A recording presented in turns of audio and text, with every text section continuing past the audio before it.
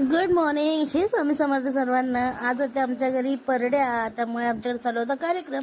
पुरणपोळ्यांचा स्वयंपाकाचा बेत होता. त्यासाठी होती येळवणी, होती गुळवणी, इथे होती पुरणपोळ्यांची डाळ शिजत होती याच्यामध्ये. आणि एका साईडला बघा आमचा स्वयंपाक चालू होता. एकीकडे कपडे कोणी धुवत होतं, कुठे देवपूजा चालू होती. असं सगळ्यांनी कामं वाटून घेतली होती. त्यात माझ्या हातात होता स्वयंपाक. त्यातली मी थोडी डाळ काढून घेतली होती पुरणपोळ्याच्या आमटीसाठी. आणि ही होती साखर, वेलची, जायफळ याचं वाटण केलं होतं. त्यात थोडी बडीशोप सुद्धा घातली होती मी. आणि ते याच्यामध्ये थोडासा गूळ घालून घेतला. मी मिनिमम 1.25 किलो मी डाळ घेतली होती पोळ्यांच्या स्वयंपाकासाठी. त्याच्यामध्ये मी अर्धा किलोपेक्षा अधिक म्हणजे 1.25 किलो मी गूळ घातला होता. आणि ते मी पुरण शिजायला ठेवलं होतं. आणि एकीकडे माझी गुळवणी झाली होती. निम्मा स्वयंपाक माझा होत आला होता. आणि जसं प्रत्येकाच्या हातात एक काम होतं, इकडे माझ्या जाऊबाई कपडे धुवत होत्या. आणि इकडे सगळ्यात मोठं काम करत होते म्हणजे माझे आहो. काम म्हणजे करत होते की ते बघा आरामाचं काम चालू होतं. हाय कर, हॅलो काय बोलताय, लाडू हाय कर, हाय. लाडू आमच्या लाडाची ब्लॉग मध्ये येणार. ही लाडूची मम्मी पण आज आमच्या ब्लॉग मध्ये येणार आहे पहिल्यांदा. इथे चालू होती देवपूजा.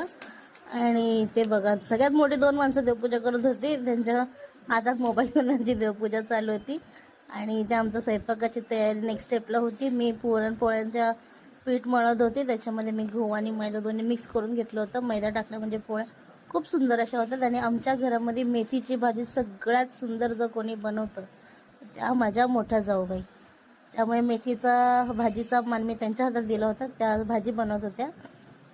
आणि भाजी स्वयंपाक करता करता आमच्या गप्पा गोष्टी चालू होत्या. आणि एकीकडे पुरण घोटायचं काम चालू होतं. त्या घेतल्या होत्या आमच्या बारक्या जाऊबाईंनी म्हणजे आमच्या अपर्णाने तिने मला खूप पटापट असं मला पुरण घोटून दिलं. त्याच्यानंतरला इथे चालू होता आमचा रुद्राक्षाचा चालू होता खेळ. झेंडावंदन करत होता तो. त्यानंतरला इकडे सगळ्यात 2 मोठी माणसं करत होती नाश्त्याची तयारी. त्यांचं चालू होतं नाश्ता. आणि आमच्या बारक्या जाऊबाईंचे खूप प्रयत्न चालू होता. त्या प्रयत्नाला तिला यश आलं होतंय बघा.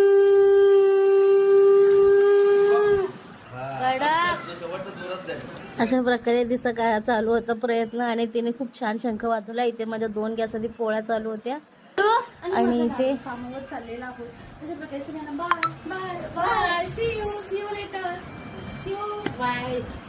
अशा प्रकारे आमचा स्वयंपाक पण पूर्ण होत आला होता. आणि माझी बारकी जाऊ अपर्णा आणि आमचा अगस्त्य दोघंही गेले होते कामाला जाण्यासाठी. इथे आमच्या आईचा शृंगार झाला होता. आई